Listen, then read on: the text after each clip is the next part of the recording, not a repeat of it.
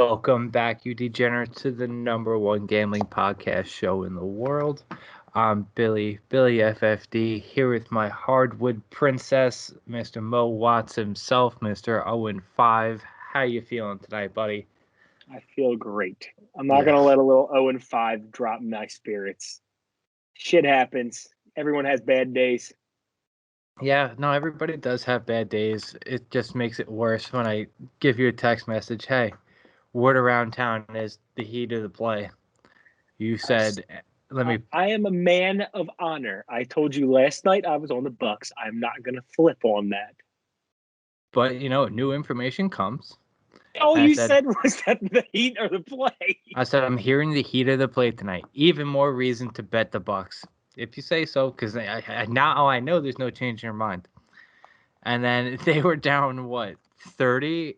40 to 17 after one. 40 to 17 after one. And then I said, tough scene. You said Bucks money line. I said, okay. Then they're down like 50 at one point, and I just text you Heat money line. But besides that, I put another bet in for Bucks money line right there. Oh, you're an idiot. Shout out to my buddy, Mr. Tyler Hutchinson, Mr. Ty Hutch, my NASCAR guy, my big NASCAR handicapper, who's been feeding me NASCAR wins. He's the one who sent me the information about the Heat game tonight. Loved it. He said it's a Kyle Larson type feeling. And I said, hey, and if you're down on Kyle Larson is. Kyle Larson's won like 4 straight NASCAR races. We bet them all. It's just a feeling we get, He said, hey, it's time. Slam it. That's what I did. And he wanted a shout out. So therefore, there's the shout out, Hutch. Love you. I'm not coming to Vegas in December. Sorry to hear that. But it's just not going to happen. But besides that, we're going to talk some college football tonight. I don't know if you have any NBA plays tonight. I have one NHL play that I'm going to talk about at the very end of the show, just because it's going to be on Friday. Do you have any NBA for us tonight, or are you just doing college football? I have college football, and then we're going to talk a little soccer match. Okay, a little something different, a little miscellaneous Thursday night. Why don't you give me your first pick? What do you got for us for college football? Let's start on the one game that we have a similar play on, and you have an additional play on it. Wisconsin Badgers versus the Purdue Boilermakers.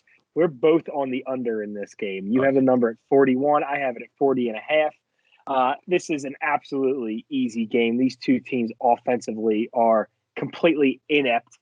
The opposing strengths of each other's offense plays exactly into the opposing defense strengths. The Wisconsin offense averages 207 rushing yards per game. Well, Purdue's defense only gives up 116 yards per game on the ground. Purdue offense is averaging 334 yards per game through the air. Well, Wisconsin's defense is only giving up 161.5 per game through the air. So they're just going to play right into each other's hand right now. I can't possibly trust the worst quarterback in college football this year, of possibly the past 5 years, of possibly the past decade, as I've seen in a long time, Graham Mertz, to put up any points against a pretty decent defense. He's only thrown for 2 touchdowns this season. He's thrown 7 interceptions. Purdue's defense has only given up 14 points per game right now per season. So I don't see him moving the ball at all. This is going to become an old Big Ten beat-em-up kind of game where they're just going to be taking hit after hit after hit after one another.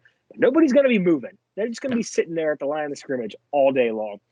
Some trends for this game. The total has gone under in 8 of Wisconsin's last 12 games on the road. It's also gone under in 8 of their last 11 overall. For Purdue, it's gone under. Purdue is under 6-0 thus far in this year, and for the Badgers, it's their 4-2 to the under this season. Yeah, no, like you said, both defenses top in the country. Neither team's going to be able to score 20.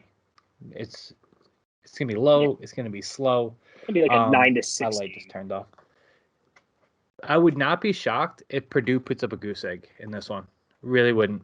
They're coming off the big win against Iowa. Massive underdog spot. It's a clear letdown now. Then, look, couple of stats that you already dropped the rushing stat and whatnot. Both teams have been great on defensively on third down. stopping the teams. 65% of the time, Purdue stopping opposing offenses on third down, and almost 75% of the time, Wisconsin is stopping the opposing team on third down. Wisconsin runs the ball 62% of plays, which will slow the game down severely. Like you said, you gave some trends. I have a couple more. Under 7-0, and the Boilermakers last 7 games overall, and the last 4 as underdogs. Badgers are 7-0 against the spread in the last 7 against Purdue, which is the reason why I will also be on Wisconsin minus 3.5. And the under is 8-3 in the last 11 games for the Badgers as a favorite. Is for me, it's both Wisconsin minus 3.5 and under 41. This game is gonna be low, slow. I really don't even know if Purdue's offense can put up any points. Nobody's been able to put up points against Wisconsin, so give me them both. I'll take them both. Yeah, give me a 10-0 game. It very well could be. Like I said, I think it could be like a 9-6 game where we're just trading field goals because neither of these teams can go anywhere. I will say Purdue does have a very nice receiver in David Adams, who has a very good connection. I don't know Purdue's quarterback name off the top of my head, but they have been very explosive this year. But like I already said earlier, I don't think they're going to be able to move the ball nearly as much against Wisconsin's secondary, which Wisconsin historically has put up a very good defense. This game's going to suck. It's going to be like watching paint dry. Like, I have no interest in watching this game whatsoever. But if we can win a bet on it, let's have a day. Why don't we win all of our bets on Saturday?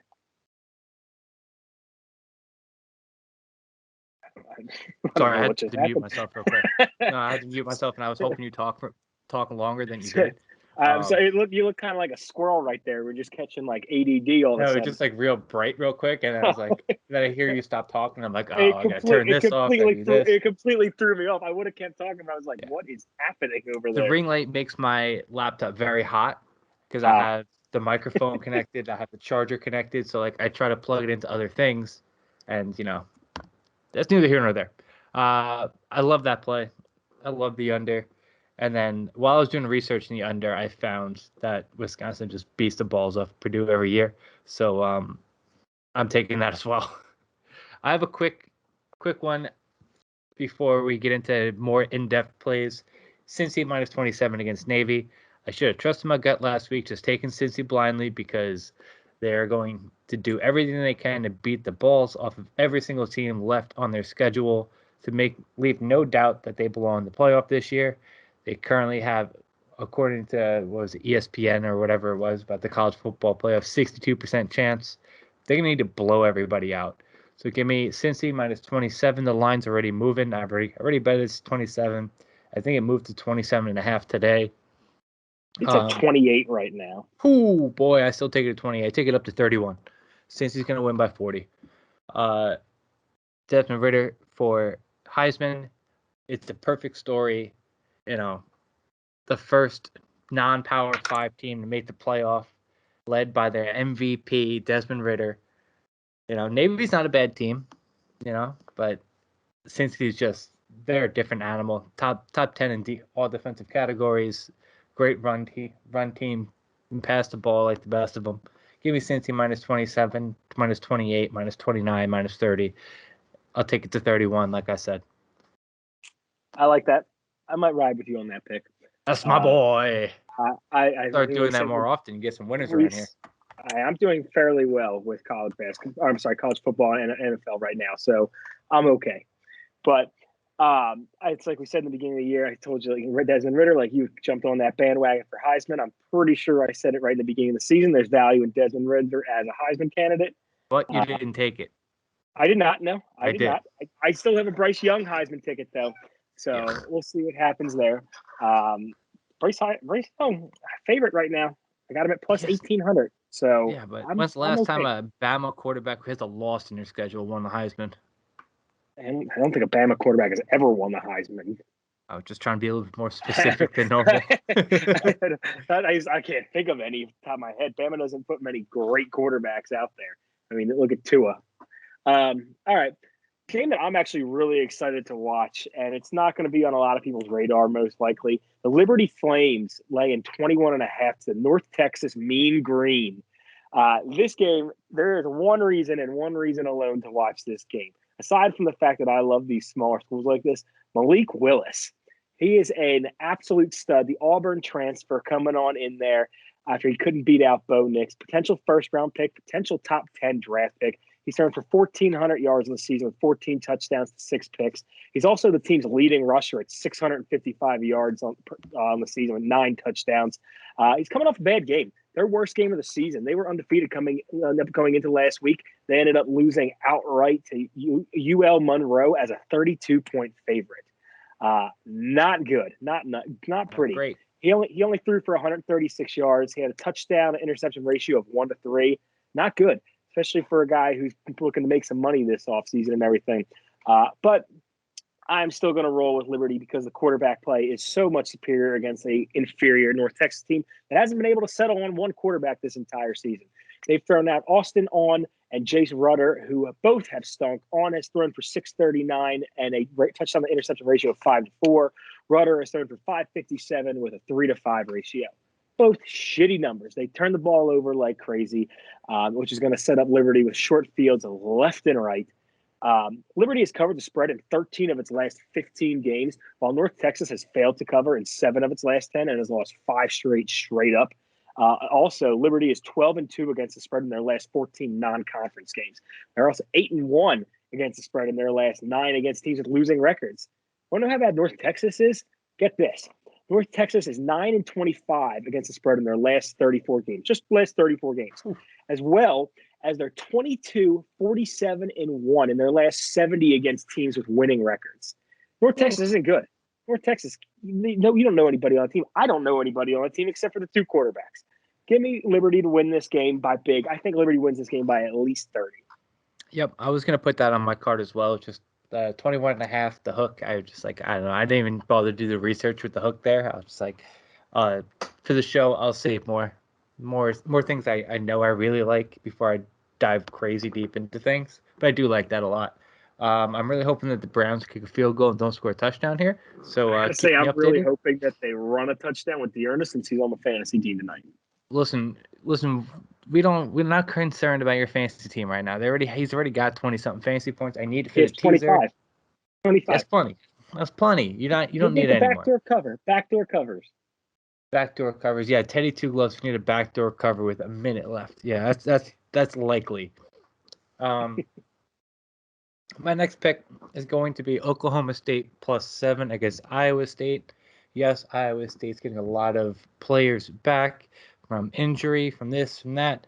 But I lean the under as well in this game. I believe it's 57 is the number. I don't have it in front of me. I just haven't placed a bet on it yet. Oklahoma State +7 is the official play, though. OK State has played just about as good as anybody in the country this year while staying under the radar. Get down. He went down. Thank God. He just did a Nick Chubb and slid down right before the goal line. The defense is strong for OK State, and I don't trust an Iowa State team to win by more than a touchdown against a top 10 team. OK State's done a great job stopping teams on third down. This is going to be like a big thing, especially for better defensive teams. It's a big thing, not teams converting on third down. They're only letting opposing teams convert on 28% of attempts on third down. Give me the run-heavy, defensive-minded team in this matchup. I'm also going to be sprinkling a little sprinkle on the money line for those of you who are frisky out there. I can see this game coming down to a final drive heroic field goal for Oklahoma State. I just think they're the better team, and they haven't been getting respect all year. The Cowboys, OK State, they are 4-0 against the spread in the last 4 conference games, 7-1 in their last 8 games as road dogs. And in the last 6 meetings between these two teams, the underdog is 5-1 against the spread. Give me the Cowboys. Give me Oklahoma State with a sprinkle on the money line.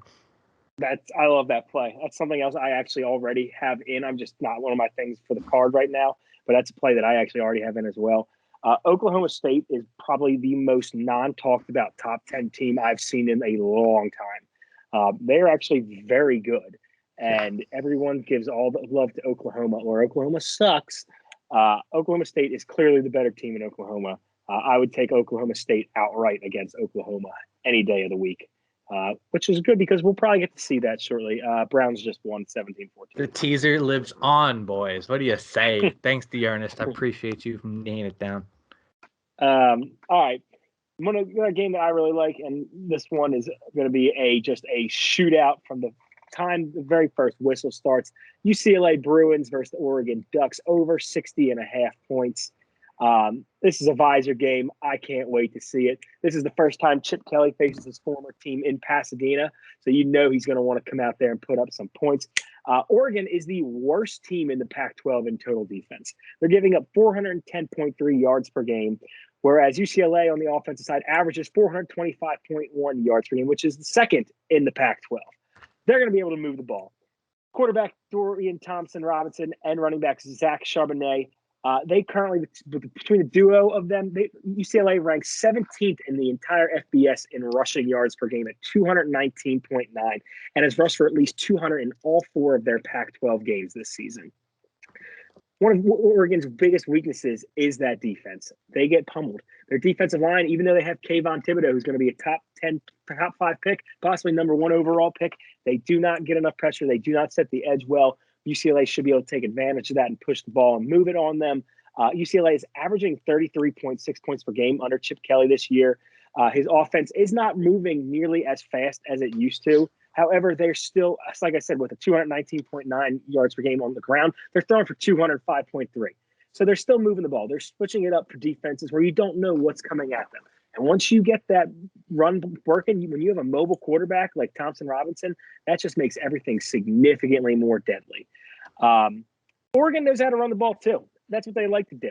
Oregon is averaging 41 rushing attempts per game. They're only throwing the ball just under 28 times per game at 27.8. UCLA runs it 42.6 times per game. They only throw it 24 times per game. Oregon allows 137 yards per game on the ground, whereas UCLA is giving up only 95.3. But that's a little bit skewed because UCLA's secondary is atrocious. It is one of the worst secondaries out there. They're giving up 290.1 passing yards per game. So there's going to be a ton of opportunity for both offenses to really attack in this one. UCLA has scored 34 points or more in 5 of their last 6 games, while Oregon is still averaging 31 points per game on the season. Some trends that we've had with these two teams. The over is 5-1 for the Bruins in their last 6 games against teams with a winning record, and it's 5-1 in the Bruins' last 6 home games. So give me this over. I think we're going to see a nice big 70-point outcome here with these two teams. Who do you think is going to win? Because I was looking towards the Bruins. I think Bruins. UCLA is going to win this game. Yeah, I think UCLA is the better team. Oregon, I think the losing C.J. Verdell was huge for them. Troy Dye, I think his name is, hasn't been too bad stepping in for him. I might have the wrong. I don't know what their guy's name. I think that's the name of him, but he might be on a different team. There's somebody named Troy Dye out there. I think UCLA's a nice team. I also like the quarterback play significantly better. Dorian Thompson-Robinson's a better quarterback than Anthony Brown. That's what it comes down to at the end of the day. Oregon has the better player overall in Thibodeau. Not going to matter. If you can block just one guy and throws 3 guys at him, can't stop it. He can't get by everybody. Mm-hmm. So I think UCLA is going to win this game. Yeah, I was looking to bet one side or the other in this one.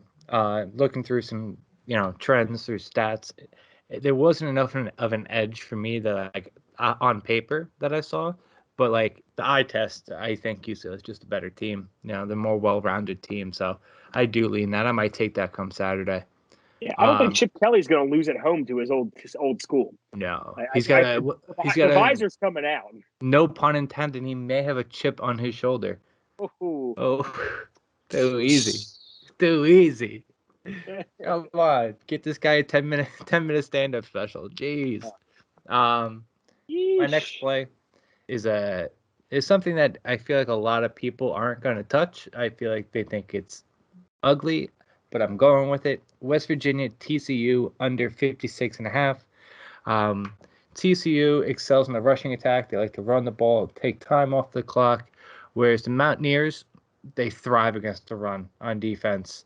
But the problem that I think a lot of people are going to take the over is that TCU tends to not show up on defense some days. But I think that this is one that they think they can win the game. That that they can beat West Virginia, so they will show up. West Virginia doesn't do anything very good on offense, but they're okay. There's nothing special in the middle of the pack and everything. West Virginia's held better offenses to low-scoring affairs. Example would be Oklahoma. Held them to what, 19 points, I think it was? 17 points, whatever it was. This Mountaineers defense should be able to slow down Max Dugan and company. Give me the under in this, under 56.5. The last 11 games for the Mountaineers as underdogs, the under is 10-1. The under is 5-1 in the Mountaineers' last 6 conference games, and the last 7 times these teams have met up, the under is 6-1. Give me the under 56.5, and it's gonna be ugly. It's gonna be a sweat. I'll tell you that. It's gonna be a sweaty one. You're gonna come down to the wire, but you're gonna thank me when it just hits. You know what I miss that you're saying this and everything? I'm thinking of old West Virginia versus Texas Tech games with Graham Harrell versus Geno Smith, where it was like, what was it, 80-70 or something like that? What a fucking game that was. That was an all-time college football game. I might just have to pull that one up tonight and watch it because that was just such a good times. Whoever thought we were taking it under in a West Virginia game? Like, what is this universe? What are we doing with ourselves? Listen, I'm just, playing what I got to do. It's fucking Huggy Bear out there on the sideline. We're playing some West Virginia shutdown D. Like, what is this? Listen, like, it's just a gut feeling. Those gut feelings. No, I agree. No, I completely agree with you actually on this one. I don't like it just because I like watching. I remember those WVU teams scoring offense, and I like TCU and Andy Dalton was there. I've always been a big sucker for the purple jerseys. And it was 16-13, the Oklahoma game. Was it? Yeah, what's his name? Rattler was playing, so a little grain of salt. That loser. Where do you think, sidebar real quick, where do you think Rattler's going to transfer to? I don't know. BC? UConn? Who cares? He stinks. I think he's going to go to either LSU or Nebraska. I don't think he's any good. I don't either, but he's a name. So he'll get thrown in that portal and someone will take him. Unfortunately. All right, next pick here. We're going to roll back with the chalk. We're going back to Old Faithful. It's only failed us once so far this year. This one's going to pain me a lot because it goes against my team, my college football squad, my Rocky Top Tennessee Volunteers. We're going to take the Alabama Crimson Tide laying 25 against the Vols. And you know me, you know how much I love Tennessee. I send a nice little video Saturday morning to Billy every single week of me just jamming the Rocky Top while I'm driving. It's yes, sir. I love it. We sit there and we have a great old time. I'm surprised I haven't gotten pitched at yet for it, but that's how we roll. Tennessee's evolving. They've looked much better. First-year head coach Josh Heupel has come over from UCF, and he has done some very nice things for the Volunteer offense. An offense that was not keeping up with the SEC, that was really falling behind, and Tennessee was kind of falling apart, was really not even thought of as a big-time SEC school anymore. They're still growing. They're still building. They can still do some things. The problem is they don't have the talent that Alabama has. Offensively, they can score with anybody in the SEC. They don't have the talent that can keep up. They have the system in place. Give them a couple of years. We'll see what happens. Hendon Hooker has been an absolute revelation for our Volunteer fans, like myself. He has played absolutely great. He has brought a new element to the offensive for Tennessee with being able to be a mobile quarterback. That is something we have not ever had really down there. Problem is he's injured. We don't know if he's going to play. He doesn't. I believe he's not playing. More than likely, it's trending that he's not going to play. That's a big issue because then that loser Joe Milton has to come back under center. He stinks. We are going to get destroyed if that is the case. Last year, Alabama played Tennessee. They won 48-17. They put up 587 yards of total offense, and they covered a 21.5-point spread. Not great. Not great at all. Alabama needs to keep things churning. They're in that looking like they could be in the playoff picture again, but it's not. You have a really tough test coming up against number 1 Georgia. They're not going to be able to score at will against Georgia. Georgia's defense is pretty darn good. So they can't afford to mess up. So this is a good cleanup game for Alabama right here. They've been doing a lot of very nice things on the offensive side of the ball, but they have not put it all together yet. Again, this is a great opportunity for this. Tennessee's defense played relatively well last week against Ole Miss. Like I said, there was no way in hell they were going to hit that over 84 points. That was absolutely wild. Anybody who thought that number was going to hit, it didn't even come close to hitting. Bryce Young, our Heisman co-favorite at this moment and everything, he's been churning. They've been playing exactly really well. They're still putting up, for all we want to say that Alabama is not this wagon as much as we thought they were. They're still putting up 44.3 points per game this season. They're putting up 37 points per game in SEC games. They're scoring. They're finding ways to do stuff, right? If the Volunteers, there's one way the Volunteers can win this game. There's one way the Volunteers can cover this game. They need to get pressure on the quarterback. They have 11 sacks in 4 SEC games. If they don't get pressure, they got a weak secondary. We have a weak secondary. It is going to get exposed by Bryce Young. Alabama just happens to also have a really good offensive line. Tommy Brockermeyer, Evan Neal, they're pretty good. They're not too shabby out there. Tennessee is 1-4 against the spread in their last 5 games against Alabama. Alabama is also 9-0 straight up against Tennessee as home team. Lay the 25 with Alabama. They're going to just roll over us. It's going to stink. But I'll be on the first half as well. Yep, absolutely. It's tried. It's true. It hits almost every week. Yep. It did us dirty. It was last week, 2 weeks ago. 2 weeks ago. They lost outright, so it is what it is. But yeah. Like you said, I think they have to really get the offense back on track before they head into Georgia. I think that if they have, let's be honest, Alabama's getting into the playoff. It is what it is. They can have 3 losses and they're getting into the playoff. I could see a scenario where they lose to Georgia and they don't get in. They'll get in. They'll get in.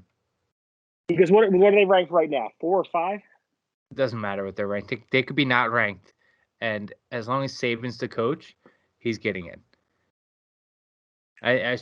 You're going to get Georgia. Georgia's going to get in. Cincinnati's more than likely going to get in. You're probably going to get one of the Big Ten schools, whether it's Michigan or Penn State. Well, we're hoping Cincinnati gets in. I think Cincinnati's pretty safe. They have nobody. They have SMU. They have SMU still on the schedule. I'm not worried about SMU. I'm not worried about them either. They look good tonight. That's because Tulane stinks. The only good thing about Tulane is their jerseys. Listen, I know. You flip-flopped on that one. You were going to be on Tulane because of their jerseys. I was only going to be on because of the jerseys, but I did my research. I changed my mind. It worked out for me. All we're doing is hoping that SMU stays ranked until they play in the end of November against Cincy, because then, that makes my Heisman hopes very good. You have any more college football? I do. My first one was a double pick, so that's all I've got for college football. I have 2 more, and it's a double pick as well. One of the most storied – hey, relax over there, guy. One of the most storied matchups of all time, Notre Dame Fighting Irish versus the USC Trojans. 2 plays we're going to have in this game. We're going to take the Irish lane 6.5 versus the Trojans. We're also going to take the over 58 points in this game. Let's start with just the tail of the tape for these 2 teams, right? USC has had a very tough season. They let go of Clay Helton finally. About damn time. He was bringing that program down. This is one of the most storied programs in all of college football. There is a reason you are seeing high-profile candidates coming out of the woodwork for this job. It is a very sought-after job. This job and the LSU job, there's going to be some big names moving around in this offseason that go to one of those 2 jobs. We've heard James Franklin's name mentioned around for the USC job. We'll see if he leaves at Penn State. I don't know. I feel like Penn State's probably a bit more of a high-profile job than USC, but it's also probably easier to recruit to USC than it is to Penn State. Penn State. I'm just reading my notes that I have for the article, as you'll see. The Trojans rank 69th in FBS in total defense. Yeah. Nice. Like that. They should never play another game again. Pretty good. Let's keep it right there. They rank 69th in the FBS in total defense. They're giving up 382.2 yards per game. Not awful. They're pretty much a middle-of-the-pack team. But 2 of their 3 victories have come against Colorado and San Jose State. Not good. Very bad teams. Yeah. Their losses, they've given up 40-plus points in each of their 3 losses this season so far. They don't stop good teams. They're not going to be able to do it. For Notre Dame, the Irish have been dogs 3 consecutive games against Wisconsin, Cincinnati, and Virginia Tech. They've really held their own most of those games, and they've come out pretty much battle-tested at this point. And they're going to be getting back All-American tight end Michael Mayer for this game. That's going to be huge right there to be able to take advantage of a USC team. Jack Cohn looks like he's going tracking to play again this week. He's been a little bit banged up the past few weeks. He came in off the bench last week after Notre Dame's starter for the game got banged up. He did what he needed to do to get them the win. For USC, Keaton Slovis, very talented passer, surrounded by playmakers. He hasn't taken the step that a lot of people thought he would this year, but he's able to move the ball. He's able to get some things done. Trojans, like I said already, they're the worst. They are one of the very worst. They're actually the second worst Pac-12 team in both yards and points allowed, right in front of Oregon, giving up 27 points per game. Irish are giving up 23 points per game on the season right now, but that's a better number than it looks because they've played two offensively challenged teams, as we talked about earlier, Wisconsin and Purdue, teams that cannot score. So I think the Irish are very much going to be able to easily cover this game right now. Home team has covered the spread 6 of the last 7 meetings between these two teams. Well, this game is being played in South Bend right here. For the series, Notre Dame is 47, 36, and 5 straight up, dating back to 1926. They've won 3 straight in this series. USC has only covered 1 in their last 5 on the road at Notre Dame. So I don't expect them to be able to cover this game. As for the total in this game, like I said, I do like the over. The over is 5-2 in Notre Dame's last 7 games against Pac-12 teams and has hit they've hit it 4 of their last 6 overall. Last time these two teams have combined for 57 or more points in 5 of their last 6 meetings. They're going to hit this number again. They're going to get over it again. I'm very confident in that fact. We're looking again at another 60-plus point game between these two. Yes, I know. I agree. I like that play a lot. I want to talk hockey, though. I want to talk some hockey, talk a little puck, then we'll talk a little soccer. How do you feel? You like that? I like it. You like we're going to switch things up? Is there a little Chinese basketball out there? Man, I'm so upset. I had to change books, and there's no Chinese basketball lines on either one of the books. It's not fun. It is what it is. Don't like it very much. I'm having a good night in the NHL. Looking towards 3. I'm going to interrupt you real fast. Our boys are playing tonight. Oh, the Blue Whales. Our Sichuan Blue Whales are +5 against the Fujian. I don't know who that is. You can lock me in for that. I'll Venmo you over some money. We'll get into that. I may be up to pull an all-nighter again. 3 a.m. start. All right, yeah. I'll pull an all-nighter. That's not too bad. First one for hockey for me, I'll just give you both of them. It's going to be King Stars under 5.5. Both goaltenders have been playing quite well. Holtby and Peterson allowing just 2 goals a game. Yes, like Morgan right before the show said, but Bill, there's only 3 games into the season. Still, doesn't matter. They're still seeing an average of 32 shots a game. The Stars they're still banged up to start the season. Without their young sniper Robertson, gives the team a real spark on the offense. Blake Como, who's still out, who brings nice veteran experience and plenty of shots on goal. The Kings, they've been a bottom of the barrel team the past couple of years. I really thought that they might be able to turn the corner, especially after their first game. They blew out. I forgot who they blew out. It was a very good team. They blew out the Vegas Knights. We were on the Knights that night. But they're still going to be bad. They're going up against a sneaky Stanley Cup team once they're fully healthy in the Stars. Both teams rank bottom 10 in expected goal percentage. They don't get a lot of shots on goal. Take the under for the Kings and the Stars, under 5.5. And also, I did this real quick. I found another game I will be on. If you want to play it safe, like a lot of people do for hockey, Bruins money line. I'll be doing both. I'll be on the Bruins money line and the -1.5. This whole ridiculous idea that Buffalo is a good hockey team is just not true. It's just not true. They're 3-0. Nobody in their right mind would have thought it would have happened.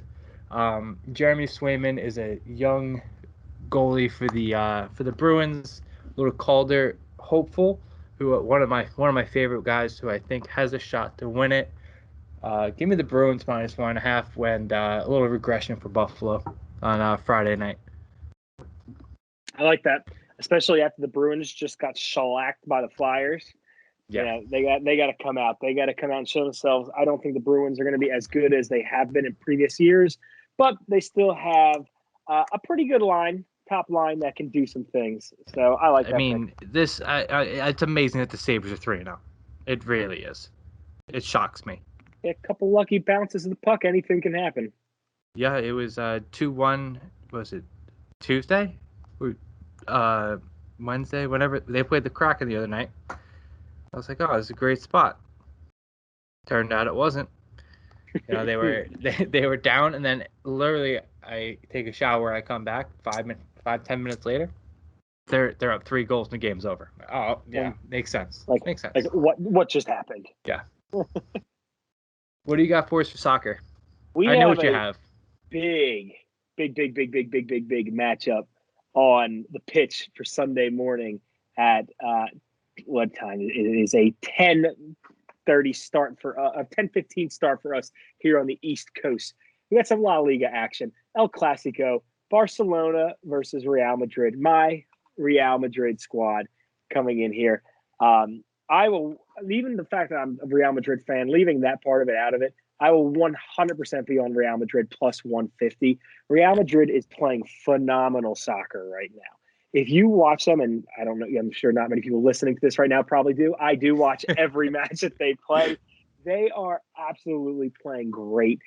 They just beat Shakhtar in the Championship League, play 5-0 in their last match. Karim Benzema was shooting from all over the place. He had 8 shots in the game. He finally got one in the 90th minute. It took forever. Karim Benzema has scored in 5 straight matches right now. I think he'll score again. Barcelona's old. They are a very old team, and the young guys are in transition. They have some nice young guys, Ansu Fati, Pedri. They have nice pieces, but they're old. Their deep back line is very old. Where Real Madrid is incorporating all these young wonderkins right now. Vinicius Jr. is playing like one of the very best players in the world. He is an absolute wagon. The duo of him and Benzema have combined for 19 goals already early in the season. They have been unstoppable. We can get Rodrigo and Aiden Hazard to do anything. We're getting healthier at the right time, which is nice. Toni Kroos is back. The trio of Kroos, Modric, and Casemiro have long been one of the best center field trios in the league and all of soccer. They are back healthy. They throw in Fede Valverde and Eduardo Camavinga out there. We are just rolling on all cylinders. I will say this: Real Madrid, tough. I couldn't say it. Real Madrid's defense. We do have some holes. We can be picked apart. However, there's no Leo Messi there to pick us apart. There's no guy on like that of that caliber for Barcelona who's going to be able to do it. They don't have that guy who's a consistent goal scorer.